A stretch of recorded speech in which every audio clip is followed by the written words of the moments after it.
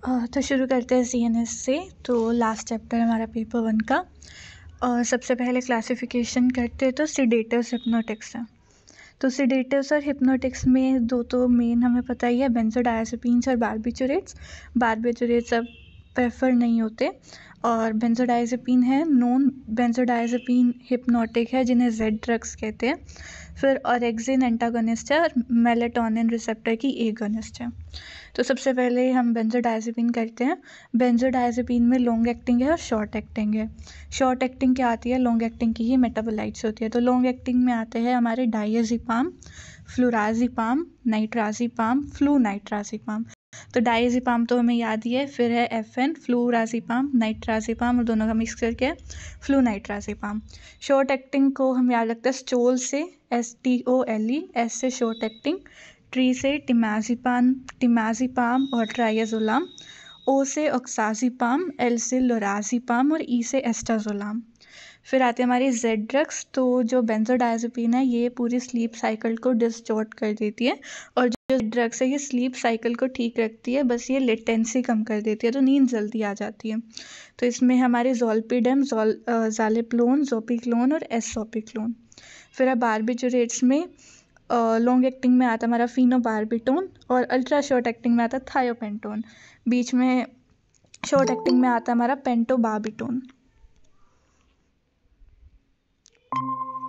ठीक है। फिर है हमारा ऑरेक्सिन एंटागोनिस्ट। तो ऑरेक्सिन में से आता हमारा सुवोरेक्सिन। तो ओरेक्स से ऑरेक्सिन और एंड से एंटागोनिस्ट। फिर है मेलाटोनिन। तो मेलाटोनिन के नाम में ही आएगा, तो मेलाटोनिन खुद ही है। फिर है रामेल्टियोन और टेसिमेल्टियोन। तो ये हमारे सिडेटिव्स हिप्नोटिक्स। उसके बाद आते हैं बेंजोडायज़ेपिन पे। तो बेंजोडायज़ेपिन हाँ, तो बेंजोडायज़ेपिन में हमने कर लिए कि हमने ऊपर क्या पढ़े, सिडेटिव्स हिप्नोटिक्स, उसमें आगे लॉन्ग एक्टिंग, शॉर्ट एक्टिंग। उसके अलावा बेंजोडायज़ेपिन के क्या क्या काम है, एक आता है हमारा एंटी एंजाइटी में। तो एंटी एंजाइटी में आएगा डायज़ेपिम, ऑक्साज़ेपिम, लोराज़ेपिम और एल्प्राज़ोलाम। तो जो एल्प्राज़ोलाम है ये तो काफ़ी यूज़ होती है, तो ये तो याद ही रहेगी एंटी एंजाइटी में। फिर है एंटी कन्वल्सेंट। तो एक हम याद रख सकते हैं कि जो डायज़ेपिम है वो सभी में है। तो एंटी कन्वल्सेंट में भी डायज़ेपिम है और कन्वल्सेंट में C है, तो C से क्लोनाज़ेपिम और क्लोबाज़ाम। मसल रिलैक्सेंट में भी डायज़ेपिम है और एनेस्थीसिया में है मिडाज़ोलाम। ठीक है। उसके बाद है हमारी एंटी पार्किंसोनिज्म ड्रग। तो एंटी पार्किंसन, जो पार्किंसन है, पार्किंसन डिजीज़ में क्या आता है, डोपामिनर्जिक एक्टिविटी कम हो जाती है। तो कोलिनर्जिक और डोपामिनर्जिक एक्टिविटी में इम्बैलेंस होता है। तो हमारे पास दो चॉइस है, एक तो डोपामिन को बढ़ा दो और दूसरा कोलिनर्जिक एक्टिविटी को कम कर दो। तो डोपामिन कैसे बढ़ाएंगे, डोपामिन का प्रिकर्सर दे देंगे। फिर जब डोपामिन बाहर निकलता है, एक मिनट, ठीक है। तो सबसे पहले क्या है, हम डोपामिन दे देंगे। फिर डोपामिन को बाहर निकालने के लिए हम कोई ड्रग देंगे। उसके बाद जो डोपामिन है हमें उसका मेटाबॉलिज्म ना हो तो उस ड्रग को इनहिबिट कर मतलब मेटाबॉलिज्म को इनहिबिट करेंगे और डोपामिन के रिसेप्टर के एगोनिस्ट को दे देंगे। सबसे पहले डोपामिन का प्रीकर्सर होता है लीवोडोपा। अब जो लीवोडोपा है ये पेरिफेरी में डोपा डिकार्बोक्सिलेस से ख़त्म कर देगा, तो पेरिफेरल डोपा डिकार्बोक्सिलेस इनहिबिटर देंगे साथ में कार्बिडोपा या बेंसेरिसाइड। फिर है डोपामिन को बाहर निकालता है अमांटाडिन। तो अमांटाडिन का हमें एक वो याद रखना साइड इफ़ेक्ट, लिविडो रेटिकुलारिस, ये हमारे स्पोर्टिंग में भी आया था। फिर है जो इनहिबिट करता है मेटाबॉलिज्म, तो माओबी इनहिबिटर और COMT इनहिबिटर। माओबी इनहिबिटर के लास्ट में आएगा जिलीन, तो सेलेजिलीन और रेसेजिलीन। COMT के लास्ट में आता है कैपोन, तो एंटाकापोन और टोल्कापोन। फिर आते हैं हमारे डोपामिन एगोनिस्ट। तो अर्गोट डेरिवेटिव होते हैं, नॉन अर्गोट डेरिवेटिव होते हैं। अर्गोट डेरिवेटिव में ब्रोमोक्रिप्टन और नॉन अर्गोट में होता है प्रामीपेक्सोल। तो जो प्रामीपेक्सोल है ये ड्रग ऑफ चॉइस है। ठीक है। उसके बाद हमारे एंटी एपिलेप्टिक ड्रग। तो एपिलेप्सी में क्या है, ब्रेन ज़्यादा स्टिमुलेट हो रहा है, तो हमें क्या करना है कि ब्रेन को मतलब थोड़ा सा इनहिबिट करना है। तो इसमें तो जो क्लासिफिकेशन है तो अजीब सी है, एक मिनट और कोई क्लासिफिकेशन, हाँ ये वाली। तो एंटी अपटेक की मैकेनिज्म वाली क्लासिफिकेशन हम करते हैं।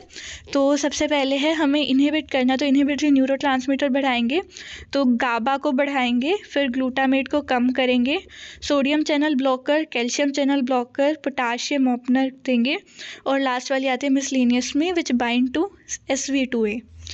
अब एंटी एपिलेप्टिक में जो गाबा को बढ़ाएंगे, सबसे पहले तो गाबा की रिलीज को बढ़ाएंगे, गाबा पेंटिन और प्री गाबालिन और वालप्रोएट। और वालप्रोएट का एक्शन ना सभी में आता है, तो वालप्रोएट एक ऐसी ड्रग है जिसमें ये पहले 4 सारे एक्शन होते हैं। तो गाबा पेंटिन और प्री गाबालिन, फिर गाबा ट्रांस एमिनेज से गाबा टूटता है तो उसको इनहिबिट करेंगे, तो वी गाबा ट्रिन, तो गाबा और TR से ट्रांस एमिनेज और IN से इनहिबिटर, तो वी गाबा ट्रिन। और फिर है गाबा रीअपटेक को इनहिबिट करेंगे, तो उसमें आता है टिया गाबिन। और फिर है जो मतलब गाबा क्लोराइड चैनल पे एक्ट करते हैं, तो बारबिटूरेट्स और बेंजोडायजेपिन। फिर है ग्लूटामिन को डिक्रीज करेंगे, तो ग्लूटामिन के 2 रिसेप्टर है, NMD और एम्पा। तो NMD एंटागोनिस्ट होता है फेल्बामेट, और एम्पा के तो नाम में आता है पैर एम्पा निल, मतलब एम्पा को निल कर देगी। और फिर है जो ग्लूटामेट को साइनप्स पे इनहिबिट करेंगे, उसमें वालप्रोएट। फिर है सोडियम चैनल ब्लॉकर, इसमें हमें याद रखना है फेनिटोइन और टोपिरामेट, कार्बामेजेपिन, ये 3 याद रख लेना, फेनिटोइन और टोपिरामेट इज़ इम्पोर्टेंट। ठीक है, उसके बाद आते हैं हम कैल्शियम चैनल ब्लॉकर पे, तो उसमें भी वालप्रोएट आएगा, तो वालप्रोएट तो सभी में है। और फिर है पोटाशियम चैनल ओपनर, इसमें आता है रेटिगाबिन। और फिर बाइंडिंग टू SV2A के लास्ट में आता है रासिटैम, तो लेविटी-रासिटैम। और तो ये जो लेविटी-रासिटैम है ये एंटी एपिलेप्टिक ऑफ चॉइस है किसमें, प्रेगनेंसी में। ठीक है, उसके बाद हम आते हैं एंटीसाइकोटिक्स में। तो एंटीसाइकोटिक्स 2 तरह की होती है, टिपिकल और एटिपिकल। टिपिकल की मतलब डोपामिन रिसेप्टर को ज़्यादा ब्लॉक करते हैं एज़ कम्पेयर टू सीरोटोनिन, और एटिपिकल का उल्टा होता है। टिपिकल में 4 ड्रग्स है, एक है हमारी फिनोथायाजीन्स, फिर है बुटायरोफिनोन्स, फिर है थायोजेंथीन्स और मिसलेनियस। और इसमें जो हमारी फिनोथायाजीन्स है इनके मतलब एक तो है क्लोरप्रोमाजीन जिसकी एलिफेटिक साइड चेन है, तो याद हो तो कर लेना, मुझे तो हुई नहीं। तो पाइपरिडीन साइड चेन है तो थायोरिडाजीन, और अगर पाइप्राजीन, इसमें तो पाइपरिडीन था, अगर पाइप्राजीन है तो लास्ट में फिनाजीन आएगा। फिर है हमारा, हाँ ये वाला इंपॉर्टेंट है कि ब्यूटायरोफिनोन्स में आता है हमारा हेलोपेरिडोल और ड्रोपेरिडोल। फिर है थायोजेंथीन्स में आता है हमारा थायोथिक्सीन, क्लोरप्रोथिक्सीन, तो थिक्सीन वाले आएंगे, और मिसलेनियस में बाकी आ गए। फिर है एटिपिकल में ट्राईसाइक्लिक्स आते हैं जिनके एंड में पीन आएगा, तो क्लोजापीन, ओलांजापीन वगैरह। और फिर दूसरे हमारे बेंजीसोक्साजोल्स, इनमें क्या है डोन आएगा, तो रिस्पेरिडोन, पेलिपेरिडोन। फिर हमारे फिनाइल पिप्राजीन्स, तो इनमें लास्ट में प्राजोल आएगा, तो ये मतलब GIT वाले नहीं है, अलग वाले प्राजोल्स हैं। तो इसमें बस इतना ही है एंटीसाइकोटिक्स में। फिर एंटी डिप्रेसेंट्स, एंटीसाइकोटिक इतना आता भी नहीं, एंटी डिप्रेसेंट आते हैं। एंटी डिप्रेसेंट में भी टिपिकल है और एटिपिकल है। टिपिकल वाले 2 होते हैं, एक तो है माओ इनहिबिटर और एक है हमारे रीअपटेक इनहिबिटर। ठीक है, माओ इनहिबिटर में एक सिलेक्टिव होते हैं, नॉन सिलेक्टिव होते हैं। नॉन सिलेक्टिव यूज़ नहीं होते तो उन्हें रहने दो। सिलेक्टिव में हमारा आता है मोक्लीबिमाइड। ठीक है, माओ इनहिबिटर मोक्लीबिमाइड। फिर रीअपटेक इनहिबिटर, उसमें हमें किसकी रीअपटेक को इनहिबिट करना है, सीरोटोनिन की। तो नॉन सिलेक्टिव होते हैं जो सीरोटोनिन और नॉर एड्रेनलिन दोनों की रीअपटेक को इनहिबिट करते हैं, और सिलेक्टिव सिर्फ सीरोटोनिन की रीअपटेक को इनहिबिट करते हैं। तो जो SSRI है उसमें हमें कौन सी याद रखनी है, एक तो है फ्लुओक्सेटीन, फिर फ्लुवोक्सामीन, पैरोक्सेटीन, डेपोक्सेटीन। तो इसमें से जोन सी भी याद हो वो कर लेना, कोई 2 याद कर लेना। फ्लू वाली कर लेना कि SSRI है, फ्लू है तो फ्लुओक्सेटीन और फ्लुवोक्सामाइन। फिर है नॉन सिलेक्टिव, नॉन सिलेक्टिव में इंपॉर्टेंट है हमारी ट्राईसाइक्लिक एंटी डिप्रेसेंट, और दूसरी है हमारी serotonin and NOR adrenaline reuptake inhibitor. ठीक है, इतनी इंपॉर्टेंट नहीं है। TCA इंपॉर्टेंट है। तो TCA में 2 तरह की आती है, एक तो जो नॉर एड्रेनलिन और 5-HT दोनों को इनहिबिट करे, और दूसरी है जो प्रिडोमिनेटली नॉर एड्रेनलिन को इनहिबिट करे। तो जो दोनों को इनहिबिट करती है उसमें आती है हमारी इमीप्रामीन, क्लोमीप्रामीन, ट्रिमीप्रामीन। तो मीप्रामीन याद रखना। और जो सिर्फ NA को करती है उनमें प्रामीन, तो डेसीप्रामीन इसमें आ जाती है। ठीक है, फिर मेनिया और बाईपोलर में एक ही ज़्यादा यूज़ होती है लिथियम। फिर इसमें हम एंटी कन्वल्सेंट भी दे सकते हैं, एंटी साइकोटिक भी दे सकते हैं। एंटी कन्वल्सेंट सबसे बढ़िया कौन सा था हमारा, वालप्रोएट। तो इसमें सारी लिख देना एपिलेप्सी वाली। ठीक है, और एंटी साइकोटिक में हेलोपेरिडोल और रिस्पेरिडोन। ठीक है, फिर हम आते हैं एंटी एंजाइटी पे। एंटी एंजाइटी, अब एंजाइटी 2 तरह की होती है, अक्यूट होती है और क्रॉनिक होती है। ठीक है, अक्यूट में हम बेंजोडायज़ेपिन देते हैं और बीटा ब्लॉकर देते हैं, और क्रॉनिक में हम अज़ापिरोन और एंटी डिप्रेसेंट।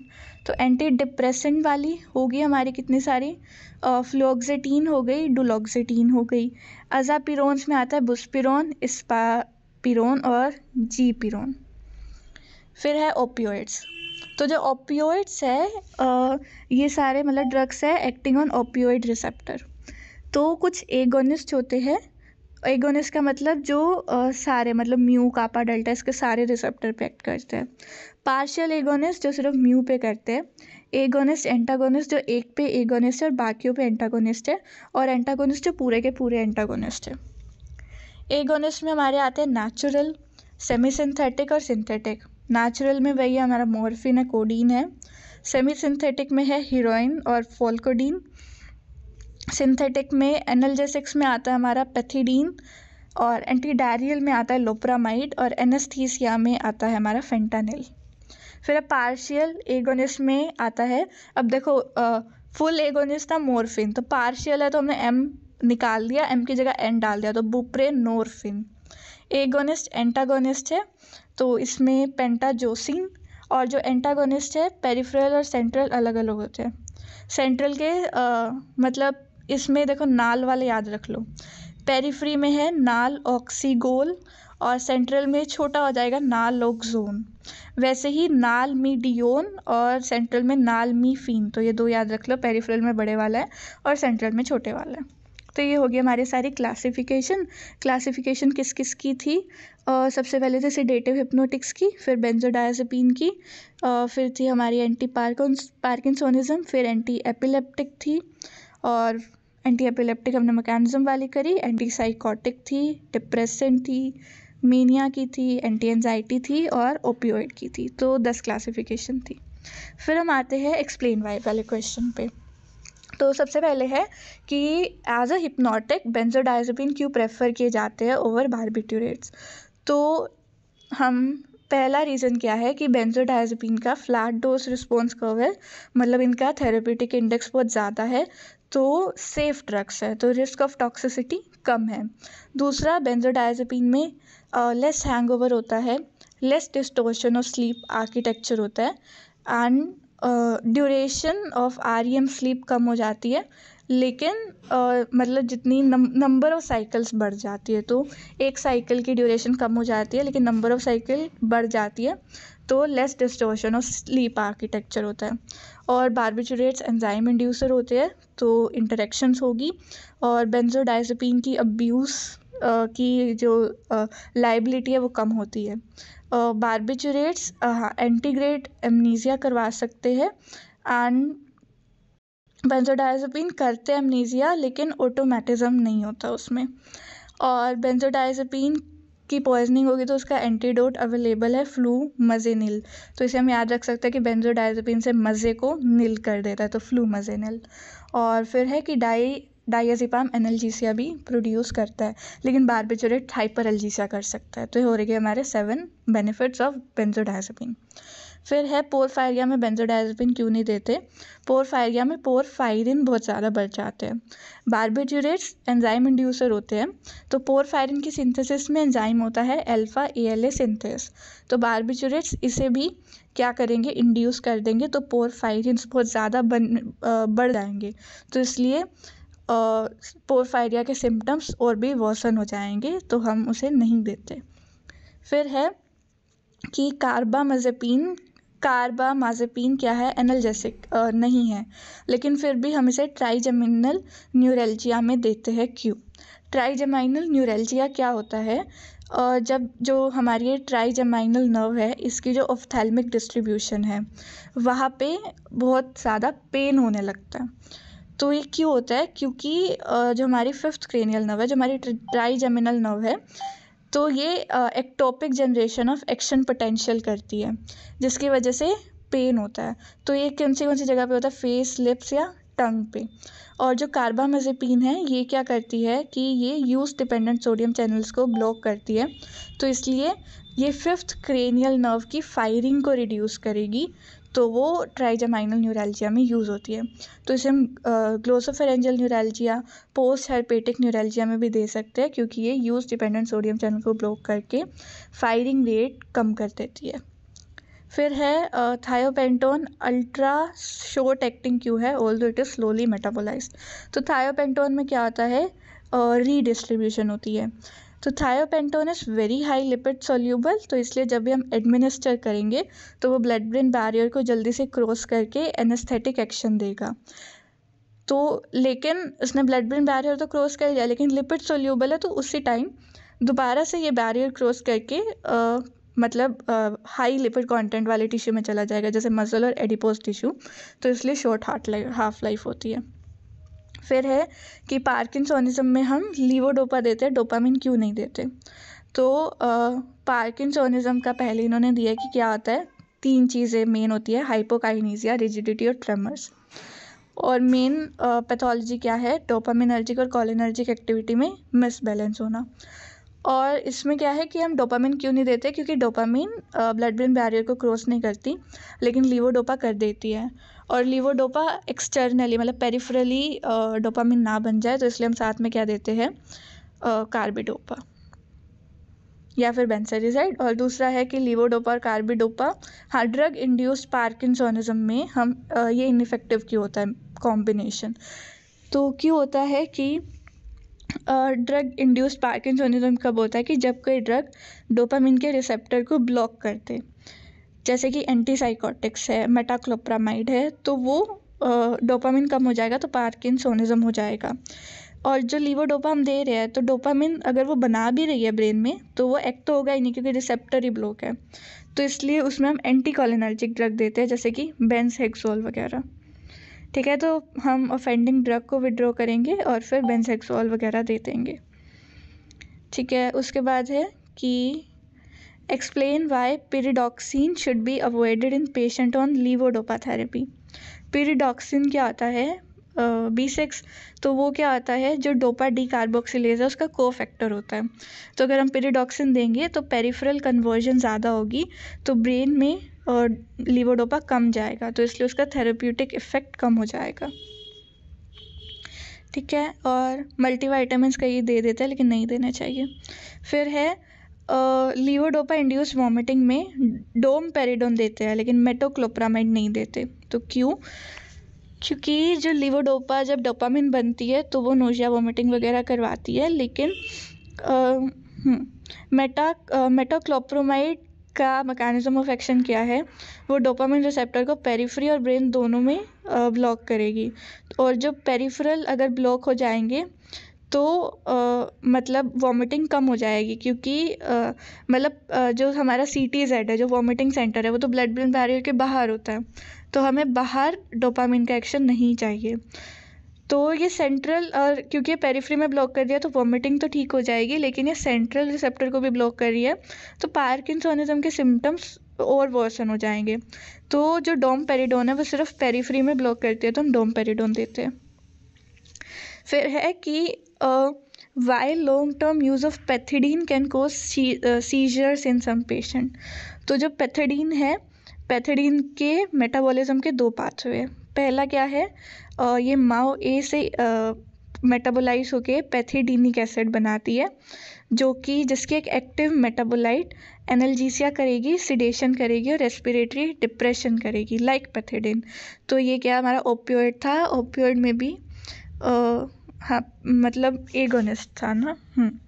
और पैथिडीन का माइनर पाथवे क्या है, ये नोर पैथिडीन बना देगी, जिसकी टेंडेंसी है to accumulate on long term use. तो मतलब एक बार यूज़ किया तो थोड़ा सा ही नोर पैथिडीन बनेगा, लेकिन अगर बार बार हम पैथिडीन को यूज़ कर रहे हैं तो ये अकुमुलेट होता रहेगा। तो जब ये सफिशेंट अमाउंट में हो जाएगा प्लाज्मा में तो ये CNS एक्साइटेशन करवाएगा। ठीक है, उसके बाद है हाँ, अगर माओ इनहिबिटर दे दिया पैथिडीन के साथ तो वो माइनर पाथवे मेजर बन जाएगा, तो एक ही यूज़ में CNS एक्साइटेशन हो जाएगी। फिर है मॉर्फिन हेड इंजरी में क्यों नहीं देते। तो पहला तो ये है कि मॉर्फिन क्या करती है, मियोसिस कर देगी, एंड मोस्टली जो हेड इंजरी वाले पेशेंट होते हैं वो कोमा में होते हैं, तो हम उनकी आँखों से ही ट्रीटमेंट की प्रोग्रेशन वगैरह देखते हैं। तो अगर मियोसिस होगी तो हम उसे असेस नहीं कर पाएंगे, क्लिनिकल मतलब असेसमेंट या प्रोग्नोसिस नहीं करवाएंगे। दूसरा, हेड इंजरी में ऑलरेडी रेस्पिरेटरी डिप्रेशन होता है, मॉर्फिन और रेस्पिरेटरी डिप्रेशन कर देगी। और तीसरा है कि रेस्पिरेटरी डिप्रेशन करेगी, CO2 की रिटेंशन होगी और इंट्राक्रेनियल टेंशन बढ़ जाएगी, तो ऑलरेडी बड़ी होती है तो उसमें और बढ़ जाएगी। फिर है अगर हमने ओपियोइड से जो रेस्पिरेटरी डिप्रेशन होती है वो हम रिवर्स कर सकते हैं बाय ओपियोइड एंटागोनिस्ट नालेक्सोन। ठीक है, फिर है why morphine sulphate is used in cardiac asthma and not in bronchial asthma. तो कार्डियक एस्थमा क्या होता है, लेफ्ट वेंट्रिकुलर फेलियर, तो हम उसमें क्यों देते हैं। तो सबसे पहली बात है ब्रोंकियल एस्थमा में क्यों नहीं देते, क्योंकि रेस्पिरेटरी डिप्रेशन करवाती है। और फिर हम आते हैं कि कार्डियक एस्थमा में क्यों देते हैं। तो जब हम मॉर्फिन को IV देंगे तो वो पेरिफेरल पूलिंग करवा देगी ब्लड की और वीनस रिटर्न को कम करवा देगी, जिसकी वजह से प्रीलोड कम हो जाएगा, तो वर्क ऑफ हार्ट कम हो जाएगा। दूसरा है कि मॉर्फिन पल्मोनरी सर्कुलेशन से सिस्टमिक सर्कुलेशन में ब्लड की शिफ्ट करवाती है, तो इसलिए पल्मोनरी कंजेशन और एडिमा ठीक हो जाता है। तीसरा है मॉर्फिन सिम्पैथेटिक स्टिमुलेशन को डिक्रीज करती है, तो पेशेंट काम रहता है। फिर है why is morphine not preferred as an analgesic in patient with emphysema, या फिर सीवियर ओबेसिटी में मॉर्फिन को क्यों नहीं देते। तो क्यों नहीं देते, क्योंकि जो भी ये पेशेंट होते हैं ये हमें तो लगता है कि नॉर्मल लिमिट में फंक्शन कर रहे हैं, लेकिन ये ऑलरेडी कंपनसेटरी मैकेनिज्म को यूज़ करते हैं, जैसे एम्फीसीमा वाले, काइफोस्कोलियोसिस वाले, ओबेसिटी वाले, तो इनका ऑलरेडी रेस्पिरेटरी रेट बढ़ा हुआ होता है। तो कई पेशेंट मेन CO2 भी बढ़ा हुआ होता है, तो इसलिए अगर मॉर्फिन देंगे तो ये सारी चीज़ें और बढ़ जाएंगी। फिर है मॉर्फिन पॉइजनिंग में अगर हमने IV ड्रग ली है फिर भी हम गैस्ट्रिक लवाज क्यों करते हैं।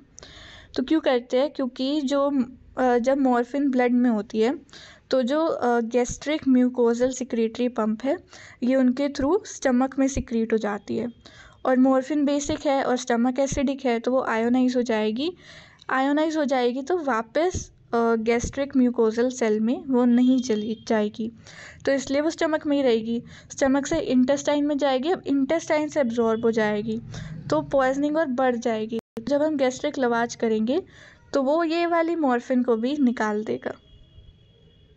गैस्ट्रिक लवाज किसके साथ करते हैं हम, पोटाशियम परमैंगनेट के साथ। उसके बाद है कि why concentration of ethanol should be measured repeatedly in blood when used in methanol poisoning. तो मिथेनॉल में इथेनॉल क्यों, मतलब इथेनॉल को मेजर क्यों करते हैं, क्योंकि इथेनॉल का जो मेटाबॉलिज्म है ये ज़ीरो ऑर्डर काइनेटिक्स को फॉलो करता है, तो इफेक्टिव कॉन्सेंट्रेशन मेंटेन करना इज़ डिफ़िकल्ट। एंड दूसरा कि अगर इथेनॉल खुद ज़्यादा होगी तो वो इंटॉक्सिकेशन कर देगी और हाइपोग्लाइसीमिया कर देगी। देन वी हैव कि अगर ट्राईसाइक्लिक एंटी डिप्रेसेंट की पॉइजनिंग हो जाती है तो फाइजोस्टिगमिन क्यों देते हैं। ट्राईसाइक्लिक एंटी डिप्रेसेंट क्या होता है, जैसे इमिप्रामीन है, तो इनमें एंटी कोलिनर्जिक एक्टिविटी होती है, मतलब इनमें एक तो एंटी डिप्रेसेंट होती है, एंटी डिप्रेसेंट में भी कैसी होती है, ये सेरोटोनिन नॉरएड्रेनालिन दोनों के रीअपटेक को इनहिबिट करता है। उसके साथ साथ एंटीकोलिनर्जिक एक्टिविटी भी होती है। तो जब TCA का ओवरडोज हो जाएगा, एंटीकोलिनर्जिक एक्टिविटी बहुत ज़्यादा बढ़ जाएगी। It is similar to atropine poisoning, तो इसलिए हम फाइजोस्टिगमिन देते हैं जो कि एसिडलकोलिन का लेवल बढ़ा देता है। फिर है कि एब्डोमिनल ऑपरेशन में हम नाइट्रस ऑक्साइड को एज एन एनेस्थेटिक क्यों नहीं देते, या फिर नाइट्रस ऑक्साइड को as a general anaesthetic use क्यों नहीं करते। क्योंकि नाइट्रस ऑक्साइड का जो मैक होता है ये 105 है, मतलब 100% अगर नाइट्रस ऑक्साइड भी दे दोगे तब भी वो एनेस्थीसिया नहीं करेगा। और फिर है कि अनकॉन्शियस मतलब हाइपोक्सिया भी होगा इसके साथ। तो क्योंकि हमें मतलब नाइट्रस ऑक्साइड बहुत ज़्यादा देना है, मतलब 100% तक देना है, तो ऑक्सीजन तो जाएगा ही नहीं, तो हाइपोक्सिया तो होगा ही होगा। पुअर मसल रिलैक्सेंट है, एंड अगर ज़्यादा एडमिनिस्टर करेंगे ल्यूकोपीनिया हो जाएगा, मेगालोब्लास्टिक एनीमिया हो जाएगा। तो इसलिए हम इसे as a general anaesthetic use नहीं करते, सिर्फ एज अ मेंटेनेंस जो डोज हम इसे देते हैं। फिर है लीवोडोपा और कार्बिडोपा साथ में क्यों देते, हो गया। फिर ड्रग इंड्यूस पार्किंसोनिज्म में एंटीकोलिनर्जिक क्यों देते हैं, ये भी हो गया हमारा। हाँ, फिर पार्किंसोनिज्म में अमांटाडिन क्यों देते हैं, क्योंकि अमांटाडिन नॉर्मली क्या एंटी वायरल ड्रग है, ठीक है। इसके मैकेनिज्म ऑफ एक्शन क्या है, पहला तो ये डोपामिन रिलीज को बढ़ाती है थ्रू नाइक्रोस्ट्राइटल पाथवे, एंटीकोलिनर्जिक प्रॉपर्टी भी होती है इसमें, और ये NMDA रिसेप्टर्स को भी ब्लॉक करती है। Predominant action is not clear, लेकिन ये काफ़ी हाँ, ये डिस्काइनेजिया को भी ठीक करते हैं। इकलौती दवाई है जो डिस्काइनेजिया को भी ठीक करती है। एंड इसके साइड इफ़ेक्ट क्या है, एंकलिडीमा और लिविडो रेटिकुलारिस। फिर phenobarbitone for neonatal jaundice. Neonatal jaundice किस में होता है, हमारा क्रिगलर नाडर सिंड्रोम में। तो नियोनेटल जॉन्डिस क्यों होता है, क्योंकि जो हमारे UDP ग्लूकुरोनाइल ट्रांसफरेज है, इसकी एक्टिविटी रिड्यूस हो जाती है, तो कॉन्जुगेटेड बिलिरुबिन बहुत ज़्यादा बढ़ जाता है। तो इनमें क्या होता है, अच्छा नहीं, कॉन्जुगेट नहीं होता तो अनकॉन्जुगेटेड हाइपर बिलिरुबिनीमिया होता था इनमें। तो due to immature blood brain barrier ये अनकॉन्जुगेटेड बिलिरुबिन ब्रेन में चला जाएगा और कर्निकटेरस हो जाएगा। फेनोबार्बिटोन, एक minute,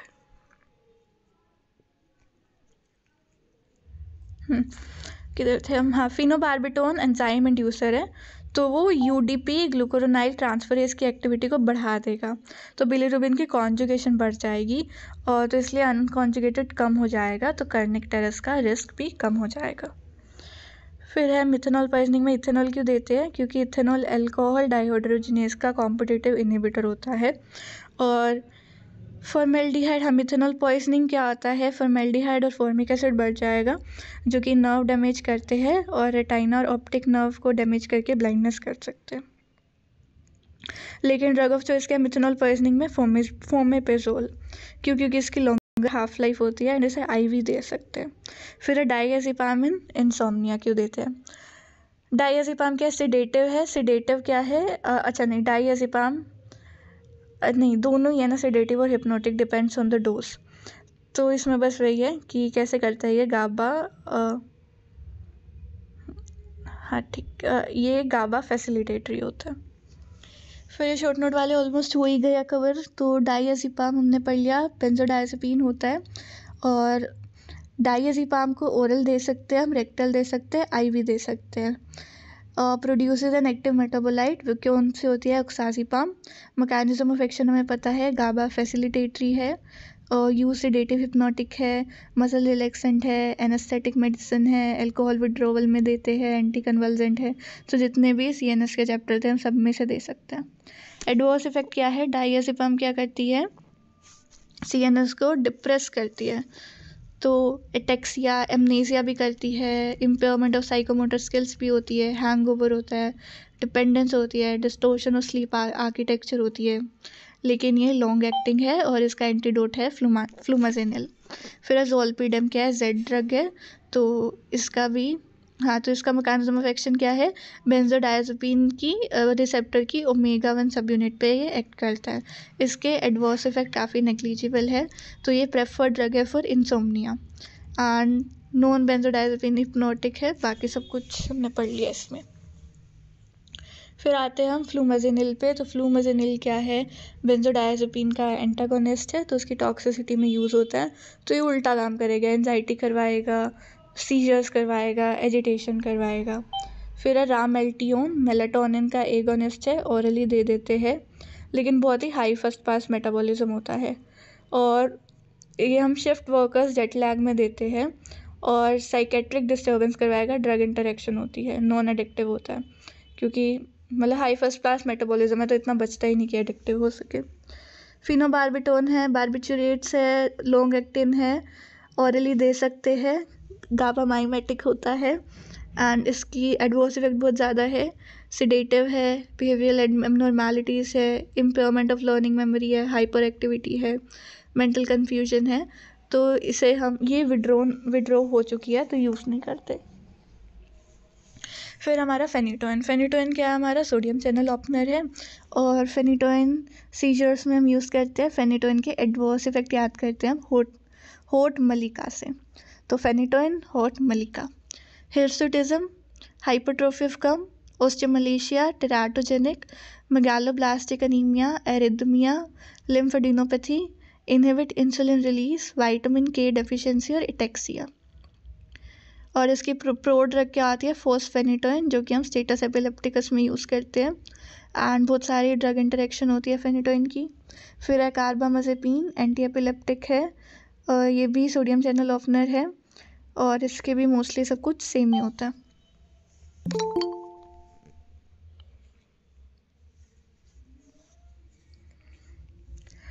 valproate is an important drug. Valproate में सभी मैकेनिज्म ऑफ एक्शन होते हैं, और कार्बोक्सिलिक एसिड है, एंटी एपिलेप्टिक प्रॉपर्टी होती है, और इसके यूजेस है सीजर्स में यूज़ करते हैं, बाइपोलर डिसऑर्डर में, और माइग्रेन में भी यूज़ करते हैं, प्रोफाइलेक्सिस में। एडवर्स इफेक्ट इसकी इंपॉर्टेंट है, वालप्रोएट से याद रखेंगे, vomiting, alopecia, liver toxicity, pancreatitis rash, ovarian disease, PCOD, ataxia, tremor, teratogenic और एक्सेसिव वेट। फिर है lamotrigine, this is new anti epileptic drug. ये इन सोडियम चैनल के इनएक्टिवेटेड स्टेट को बढ़ाती है, तो ये ग्लूटामेट के रिलीज़ को कम करेगी। ठीक है, ये इतना इम्पोर्टेंट नहीं है, बस इतना याद रख लो कि है लेमोट्रिगीन, सीजर्स में यूज़ होती है। तो बस यही है इसमें, बाकी कुछ नहीं है। फिर है गाबापेंटिन और प्री गाबालिन, ये क्या करते हैं, गाबा को रिलीज़ करवाते हैं, ओरली दे सकते हैं। और ड्रग ऑफ चॉइस है for diabetic neuropathy, post herpetic neuralgia, prophylaxis और माइग्रेन में भी देते हैं। सिडेशन करवाती है, टायर्डनेस, डिजीनेस, अनस्टेडीनेस वगैरह करवाती है। प्री गाबालिन की बेटर फार्माकोकाइनेटिक्स है और एडवर्स इफेक्ट प्रोफाइल है एज कम्पेयर टू गाबापेंटिन। फिर आते हैं हम टोपिरामेट पे। टोपिरामेट भी न्यूअर एंटी एपिलेप्टिक ड्रग है, ये भी सोडियम चैनल के इनएक्टिवेटेड स्टेट को बढ़ाती है। टोपिरामेट के यूजेस हम याद रख सकते हैं, टोपी है तो कोम्ब करने की ज़रूरत नहीं है। तो सी से है क्रेविंग को कम करती है ये, ओ से है ओबेसिटी में दे सकते हैं, एम से है माइग्रेन की प्रोफाइलेक्सिस में देते हैं, और बी से पता नहीं क्या था, चलो बी से भी कुछ था, हाँ बाइपोलर डिसऑर्डर में देते हैं। एडवर्स इफेक्ट है रीनल स्टोन, वेट लॉस, तो सिडेशन करता है तो वेट लॉस करवाएगा, ओबेसिटी में यूज़ होता है तो वेट लॉस करवाएगा। सिडेशन है, एटेक्सिया है, पुअर मेमोरी है, और इसको ओबेसिटी की ट्रीटमेंट में भी अब यूज़ करता है टोपिरामेट को। फिर है लेवेटिरासिटम, ये भी नई ड्रग है लेकिन इसका मैकेनिज्म इज़ अननोन। ये SV2A एगोनिस्ट है, तो उससे बाइंड करेगी तो ग्लूटामेट की रिलीज़ को मॉडिफाई कर देती है। ये भी सीजर्स में यूज़ होता है, और एडवर्स इफेक्ट क्या है इसका, स्लीपीनेस है, डिजीनेस है, वीकनेस है। ये चिल्ड्रन में नहीं देते लेकिन ये प्रेगनेंसी में ड्रग ऑफ चॉइस है। लीवोडोपा कार्बिडोपा हो गया हमारा, ठीक है। फिर है रोपिनिरोल। रोपिनिरोल भी क्या है, डोपामीन रिसेप्टर का एगोनिस्ट है, नॉन अर्गोट डेरिवेटिव, ओरली दे सकते हैं। D3 D2 रिसेप्टर पे एक्ट करता है, और पार्किंसोनिज्म में देते हैं, रेस्टलेस लेग सिंड्रोम में भी देते हैं। तो ये पार्किंसोनिज्म में देते हैं, तो उसका मतलब ये उल्टा काम भी कर सकता है, हेलुसिनेशन करता है, नोजिया वॉमिटिंग करता है, डे टाइम स्लीपीनेस करता है ये। और अब ये मतलब पार्किंसोनिज्म की फर्स्ट लाइन ड्रग्स है। और मतलब एक अर्गोट थी और नॉन अर्गोट थी।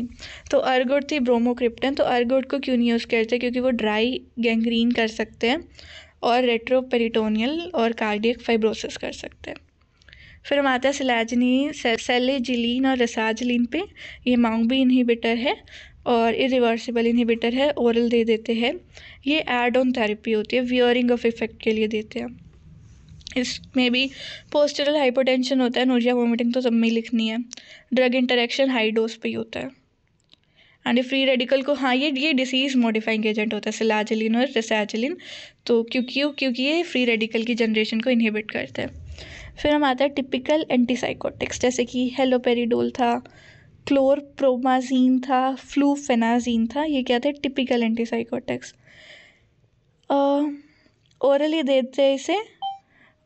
एंड इसका काम क्या है, ये D2 के एंटागोनिस्ट है। वही है, टिपिकल का मतलब यही है कि D2 को ज़्यादा इनहिबिट करेंगे एज़ कम्पेयर टू सीरोटोनिन। इसके यूज़ हम याद रख सकते हैं एंटीसाइकोटिक्स से।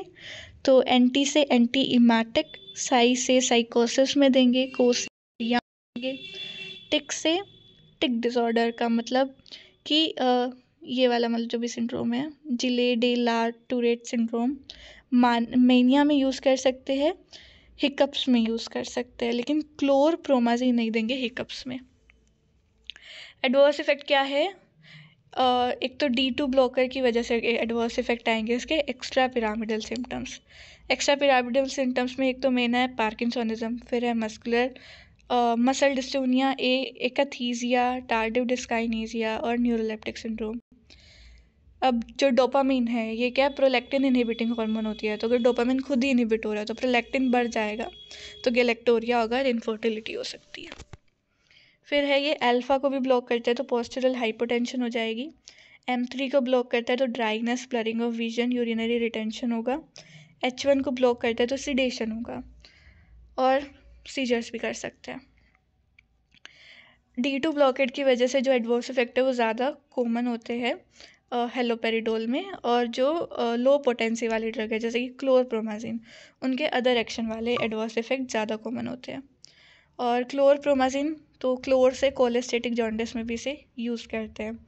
जो थायोरिडाजीन है, इसमें रेट्रोग्रेड इजैक्यूलेशन होती है, QT प्रोलोंगेशन होती है, रेटाइनल डीजनरेशन होती है। टिपिकल वाले ज़्यादा इफ़ेक्टिव नहीं होते नेगेटिव सिम्टम्स के लिए। कितने शॉर्ट नोट बच्चे किधर थे। तो एटिपिकल, टिपिकल के बाद आते हैं एटिपिकल। टिपिकल के एग्जांपल क्या आते हैं हमारे, हेलोपेरिडोल, क्लोरप्रोमाजीन, फ्लूफेनाजीन।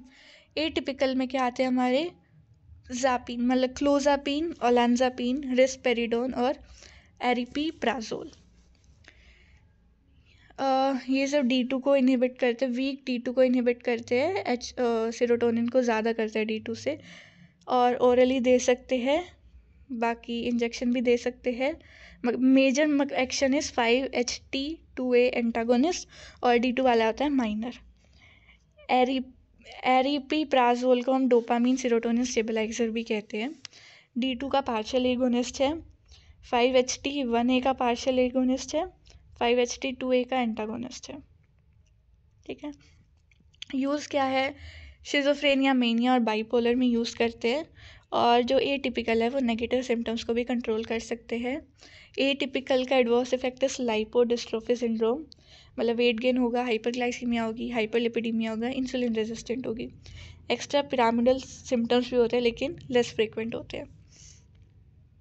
जो क्लोजापिन है इसमें से वो क्या कर सकती है, एग्रैन्युलोसाइटोसिस, सीजर्स वगैरह कर सकती है। बाकी जो जिप्रासिडोन है और क्विटियापिन है, QT प्रोलोंगेशन करती है, तो क्विटियापिन के नाम में ही आता है QT। और जो रेस्पेरिडोन है ये ऑपरेटिव पेशेंट में भी दे देते हैं, तो ये कितना इंपॉर्टेंट नहीं है। लिथियम इज़ इम्पॉर्टेंट, लिथियम पे आता है शॉर्ट नोट वगैरह। लिथियम क्या है, एज अ केटायन यूज़ करते हैं। मूड स्टेबलाइज़र है, इसे मेनिया में, डिप्रेशन में, बाइपोलर में सभी में दे सकते हैं। ओरली देते हैं। हाँ, और जो किडनी है इसे सोडियम के जैसा ही हैंडल करती है। तो अगर हम सोडियम की सोल्ट की इनटेक को डिक्रीज़ करेंगे और अगर डायूरेटिक्स लेते हैं तो इसकी रीअब्जॉर्प्शन बढ़ जाती है। और अगर सोल्ट को हम पहले ही ज़्यादा लेंगे, मतलब पहले से ही सोडियम है, तो इसकी रीअब्जॉर्प्शन कम हो जाती है। फिर है ये, इसका मैकेनिज्म ऑफ एक्शन क्या है। ये आइनोसिटोल फॉस्फेटेस को इनहिबिट करती है। आइनोसिटोल फॉस्फेटेस का काम क्या होता है, IP3 को बनाना।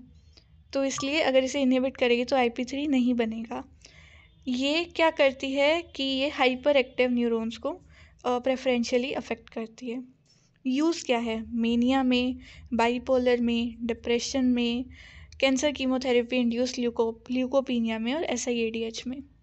लिथियम के नाम से याद करेंगे साइड इफ़ेक्ट, LI ल्यूकोसाइट को इंक्रीज़ कर देगी, ट्रेमर्स करवा सकती है, हाइपोथायरॉयडिज्म करवा सकती है, यूरिन को इंक्रीज़ कर देगी और मदर्स में नहीं देते क्योंकि ये एब्स्टीन्स अनोमली कर देती है।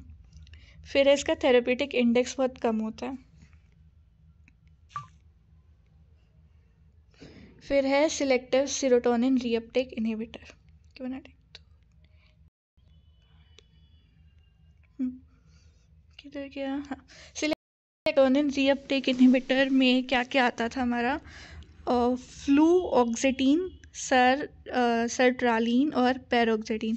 तो इसमें ऑक्सेटिन वाले याद रख लो, फ्लूऑक्सेटिन, पैरोक्सेटिन। सेकेंड जनरेशन एंटी डिप्रेसेंट है, ओरली दे सकते हैं, स्लो एक्शन होता है और मैकेनिज्म ऑफ एक्शन में पता है कि सेरोटोनिन को की रीअपटेक को इनहिबिट करेगा। तो कैसे इनहिबिट करता है, सेरोटोनिन ट्रांसपोर्टर को इनहिबिट करके। लेकिन ये नॉर एड्रेनलिन और डोपामीन को, ये रीअपटेक को इनहिबिट नहीं करता।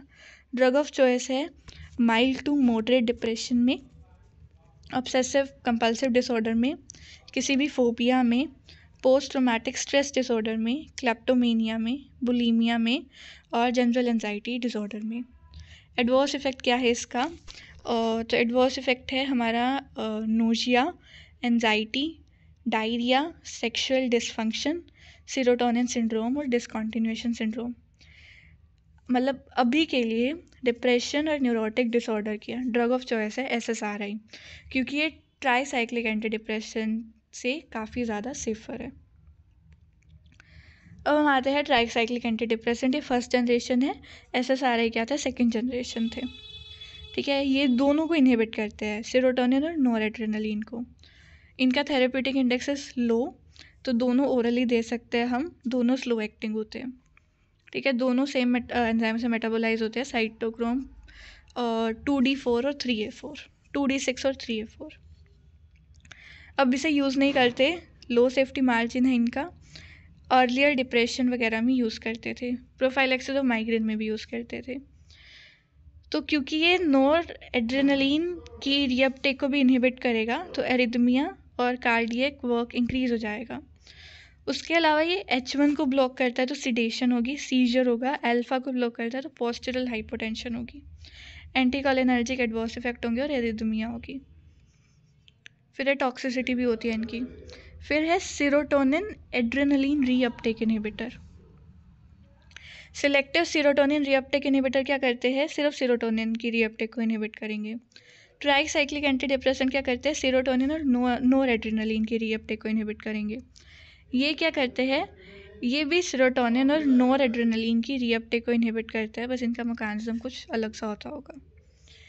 हाँ, मैकेनिज्म इनका सेम ही है, बस इनमें साइड इफ़ेक्ट नहीं होते। तो इनके साइड इफ़ेक्ट नॉर्मल वाली है, नोजिया, वोमिटिंग वगैरह। अलग से है इसमें इम्पोर्टेंस, डिजीनेस और इंसोम्निया। सीवियर डिप्रेशन में ड्रग ऑफ चॉइस होती है हमारी SNRIs। इसमें क्या आते हैं हमारे, डुलोक्सेटिन, तो ऑक्सेटिन वाले इसमें भी थे। SSRI में था फ्लूऑक्सेटिन, पैरोक्सेटिन, और SNRI में है हमारा डुलोक्सेटिन। ठीक है, फिर हम आते हैं मॉर्फिन या पैथेडीन पे। तो एक ही चीज़ है, मॉर्फिन वाला इज़ नेचुरल और पैथेडीन वाला नहीं। पैथेडीन कौन सी क्लासिफिकेशन में आता था, एक मिनट,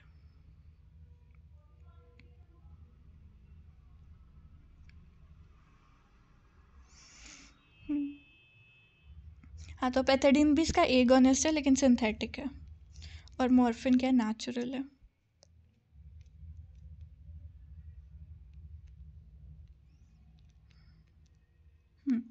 तो मॉर्फिन एनाल्जेसिक है, ओपियोइड एनाल्जेसिक से दोनों ओरली दे सकते हैं। पैथेडीन की बायोअवेलेबिलिटी ज़्यादा होती है लेकिन मॉर्फिन ज़्यादा पोटेंट होता है। मॉर्फिन हम orally, IV, subcutaneous, IM, epidural कहीं भी दे सकते हैं। तीनों रिसेप्टर को स्टिमुलेट करेंगे, म्यू, कापा और डेल्टा को, और न्यूरोनल हाइपर पोलराइजेशन करते हैं पोटेशियम चैनल को खोल के। फाइनल रिजल्ट क्या आता है, decrease in release of neurotransmitter. दोनों एनाल्जेसिक है, दोनों प्री एनेस्थेटिक मेडिकेशन है। पैथेडीन क्या करता है, एनेस्थीसिया के बाद की शिवरिंग को कंट्रोल करता है। मॉर्फिन को हम एमआई में, लेफ्ट वेंट्रिकुलर फेलियर में दे देते हैं। एमआई में क्यों देते हैं, हमने सुबह सीवीएस में पढ़ा था। मॉर्फिन के साइड इफ़ेक्ट हम सैक्रम से याद रख सकते हैं। सैक्रम है क्या, म्यू रिसेप्टर जब भी स्टिमुलेट होगा तो वो ये सैक्रम वाला साइड इफ़ेक्ट करती है। Sedation, allergy, apnoea of newborn, constipation, respiratory depression, euphoria और मियोसिस। और फिर क्या है कि ओपियोइड्स हेड इंजरी में नहीं देते, बिलियरी कॉलिक में नहीं देते। पैथेडीन कैन कोज टैकीकार्डिया, तो एमआई में नहीं देते। पैथेडीन हम लेबर में देते हैं क्योंकि ये नियोनेटल रेस्पिरेटरी डिप्रेशन कम करती है। पैथेडीन को हम माओ इनहिबिटर के साथ नहीं देते, हमने अभी पढ़ा था। सीएनएस एक्साइटेशन करवा देगी नहीं तो। फिर है पेंटाजोसिन, ये भी एनाल्जेसिक है। ये एगोनिस्ट एंटागोनिस्ट है, तो ये म्यू की एंटागोनिस्ट है और कापा की एगोनिस्ट है। तो इसके भी एडवर्स इफेक्ट सेम है, यूज सेम है। इसमें बस यही है, बाकी सब कुछ सेम ही है। फिर फेंटानाइल है। फेंटानाइल क्या है, लिपिड सोल्यूबल ओपियोइड एनाल्जेसिक है। इसे हम आईवी देते हैं या ट्रांसडर्मल देते हैं। ये म्यू, कापा, डेल्टा सभी को स्टिमुलेट करती है, सेम इसका भी सब कुछ सेम है। ये मॉर्फिन से 100 टाइम्स ज़्यादा पोटेंट है, फ्यूअर कार्डियोवास्कुलर इफेक्ट है, एंड ये हिस्टामिन को कम रिलीज करवाते हैं। तो फेंटानिल इज़ लाइक मॉर्फिन। ठीक है, फिर मेथाडोन है। मेथाडोन क्या होता है, लॉन्ग एक्टिंग ऑपियोइड है, ये भी तीनों को स्टिमुलेट करेगी, तो इसमें भी वही सैक्रम वाला लिखना है। ट्रामाडोल एटिपिकल ऑपियोइड है, ये भी तीनों को स्टिमुलेट करती है, बाकी सब कुछ सेम है इसका। फिर नालोक्सोन हमने किया था, ये ओपियोइड एंटागोनिस्ट है। तो ये हम पढ़ते हैं नालोक्सोन और नाल्ट्रिक्सोन। नालोक्सोन क्या थी, शॉर्ट एक्टिंग, नाल्ट्रिक्सोन क्या थी, लॉन्ग एक्टिंग। शॉर्ट एक्टिंग वाले को आईवी देते हैं, लॉन्ग एक्टिंग वाले को ओरल देते हैं, ये तीनों पे एंटागोनिस्ट होते हैं। तो नालोक्सोन का पहले हम यूज़ पढ़ते हैं। तो नालोक्सोन क्या करते हैं, एक्यूट ओपियोइड पॉइजनिंग में देते हैं। और जो नाल्ट्रेक्सोन है, क्योंकि ये लॉन्ग एक्टिंग है, तो हम इसे ओपियोइड पॉइजनिंग में मेंटेनेंस थेरेपी पे देते हैं। बाकी नालोक्सोन में हम ओपियोइड डिपेंडेंस का डायग्नोसिस करने के लिए करते हैं और ओपियोइड के साथ देते हैं ताकि उनका अब्यूज़ ना हो। नाल्ट्रेक्सोन हम एडिक्ट्स के मतलब एडिक्ट्स को देते हैं रिलैप्स के प्रिवेंट करने के लिए, अल्कोहल क्रेविंग को रिड्यूस करने के लिए देते हैं। नालोक्सोन का साइड इफ़ेक्ट क्या है, हाइपरटेंशन, पल्मोनरी इडीमा और विड्रोवल सिम्टम्स को ये प्रेसिपिटेट कर सकता है। नाल्ट्रेक्सोन क्या है, नोशिया, हेडेक और हिपैटोटॉक्सिसिटी। नाल्ट्रेक्सोन क्या है, ज़्यादा पोटेंट है। फिर है कीटामीन, इंट्रावीनस एनेस्थेटिक है, आईवी देंगे। एनएमडीए रिसेप्टर, जो ग्लूटामेट के एनएमडीए रिसेप्टर को ब्लॉक करेगा, तो ये डिसोसिएटिव एनेस्थीसिया करता है। और it can be used for head and neck surgery, asthma, short surgery, full stomach. हाँ, ये फुल स्टमक में दे सकते हैं, क्योंकि ये वो नहीं करता, क्या कहते हैं, ओवरफ्लो वगैरह, मतलब वो नहीं होता, ट्रेकिया में नहीं जाता। उसके बाद है साइड इफ़ेक्ट क्या है, ketamine can increase the blood pressure, तो हाइपरटेंसिव नहीं देते। एमरजेंस डेलीरियम हो सकता है, इंट्राक्यूलर प्रेशर बढ़ाता है तो ग्लूकोमा में नहीं देते, इंट्राक्रेनियल टेंशन भी बढ़ाता है।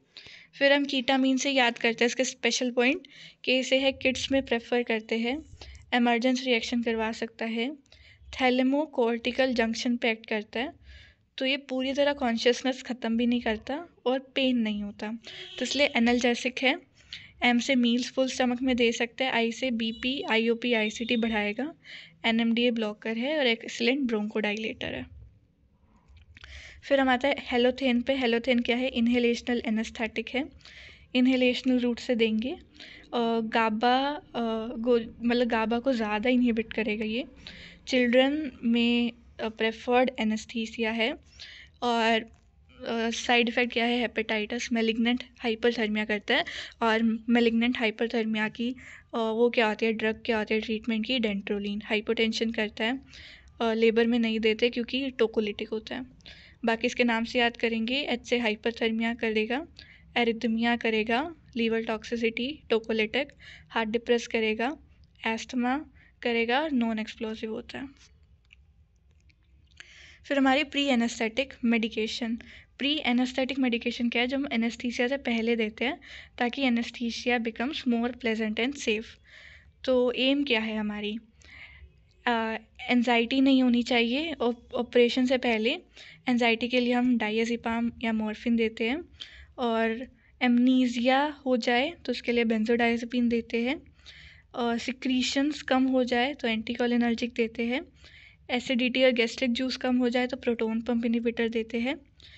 एंटी इमेटिक इफेक्ट्स लगातार चलते रहे तो मेटाक्लोप्रामाइड या डोमपेरिडोन देते हैं। और एनाल्जेसिक इफेक्ट रहे तो मॉर्फिन या पैथिडीन देते हैं। फिर हम आते हैं थेराप्यूटिक स्टेटस पे। तो मोस्टली हमारे शॉर्ट नोट में कवर हो गए, जो नहीं होंगे वो हम कर लेते हैं। तो फेनिटोइन हो गया, कार्बामेजेपिन हो गया,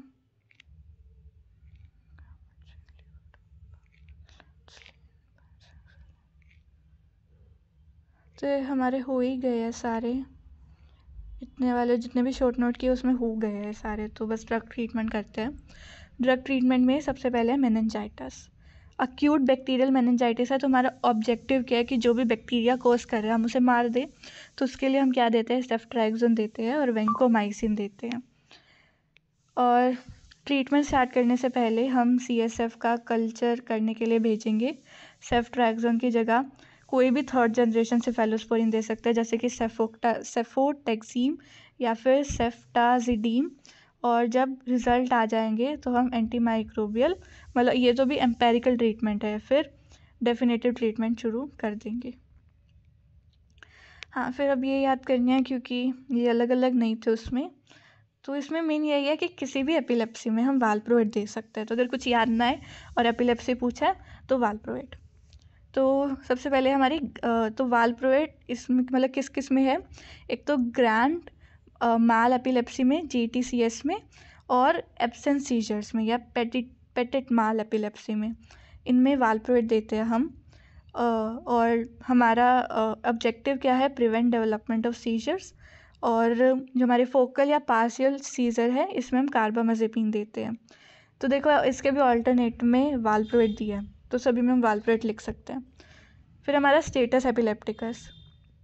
स्टेटस एपिलेप्टिकस में हमें इमीडिएटली सीजर्स को कंट्रोल करना है, तो उसके लिए हम देते हैं लोराज़ेपाम।